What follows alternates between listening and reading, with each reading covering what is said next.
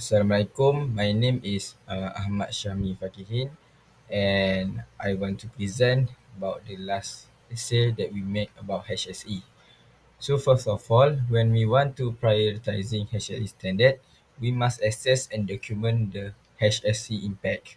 In line with the IEM regulation, the engineer should act with due skill, care and diligence. Conducting a thorough assessment of the adverse HSE impact is crucial. This involves meticulously documenting the finding to understand the extent of the impact, the specific risks involved, and the areas affected. Such detailed documentation is essential for devising an informed and effective response. This careful and diligent approach ensures that all subsequent actions are based on a solid understanding of the situation, thereby enhancing the quality and reliability of the mitigation effort. The foremost priority must always be the health, safety, and environment, and ensuring the well-being of the public, worker and the environment is a primary responsibility as stimulated by IEM regulation. We must communicate transparently with stakeholders. Adhering to the IEM regulation that engineer must uphold the dignity, standing and reputation of the profession. It is vital to communicate transparently with all stakeholders. This includes management, client, regulatory bodies and the public. Clearly explaining the nature and extent of the HSE issues, the potential risks if not addressed, and the steps being taken to mitigate the issue, foster trust, and demonstrate professional integrity. Transparent communication help in managing stakeholder expectation and securing their support for the necessary corrective action. Assalamualaikum warahmatullahi wabarakatuh. My name is Muhammad Amirul Hakim and I'll be explaining the actions for adverse HSE impacts. And there's 4 points, which is the first one explaining the nature and extent of the issue. The second one is detail potential risk and mitigation steps. The third one is manage stakeholders and expectations to secure supports. And the last one is foster trust and demonstrate professional integrity. For what I can say is that it's quite crucial to thoroughly assess the document and adverse HSE impact caused by the project activities. Conducting a comprehensive assessment to understand the extent of the impact, specific risk involved, and areas affected. This detailed documentation forms the basis of informed and effective responses, ensuring that all subsequent actions are rooted in a solid understanding of the situation. I can say that this, based on our understanding, is that the IEM regulation, which is the professional accountability, where adhere to all applicable laws, regulations, and standards in their professional work.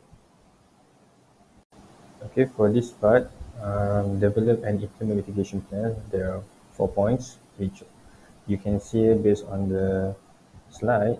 And I'll say that this part shows that stipulates that engineers should undertake assignments only if qualified by education, training, and experience. It's quite essential to develop and implement a comprehensive mitigation plan to address the HSE issue. And I would say that this regulation code uses the competence and diligence of an engineer, where engineers should continually seek to improve their knowledge and skills to stay competent in their field. And one of the examples are what, such as the points shown there, where ensure compliance with relevant regulations and standards and create an effective and structured response plan. So that is used based on the regulations as an engineer in the IEM regulations. Thank you. Assalamualaikum warahmatullahi wabarakatuh. My name is Noirsha Asfar bin Zulkifli.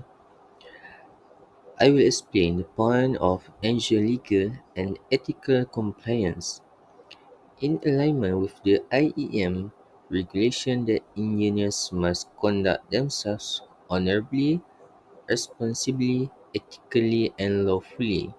Ensuring legal and ethical compliance is non-negotiable. This involves a thorough review of all applicable laws and regulations to ensure adherence, consulting legal advisors if necessary, and meticulously documenting all actions taken to address the HSE issues. This comprehensive documentation serves as a safeguard against potential legal repercussions and reinforces the ethical standards of the profession. By ensuring full compliance, engineers uphold their responsibility to act honorably and lawfully. Thank you. Hello and good afternoon.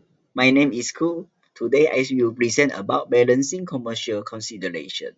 First, engineer must not engage in fraudulent, deceitful, or dishonorable practice. Next, balancing commercial consideration with ethical obligation is critical. Prioritize health, safety, and environmental HSE standards. Assess the financial impact of stopping activities. Explore options to minimize losses, such as relocating resources. Consider insurance to cover unexpected costs. Next, ensure business considerations are managed responsibly and ethically. Finally, do not compromise on safety and environmental standards.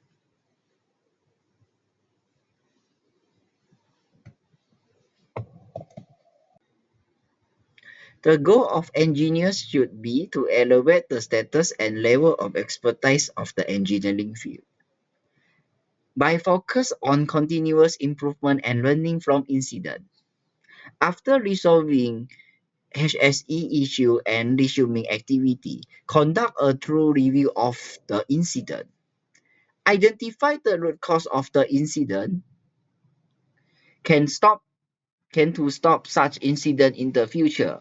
Implement process and procedure modification. Next, provide regular training for employees on HSE standard and best practice. Other than that, enhancing overall quality and reputation of the engineering profession. Finally, commitment to continuous improvement ensures similar issues are less likely to occur in the future. Thank you.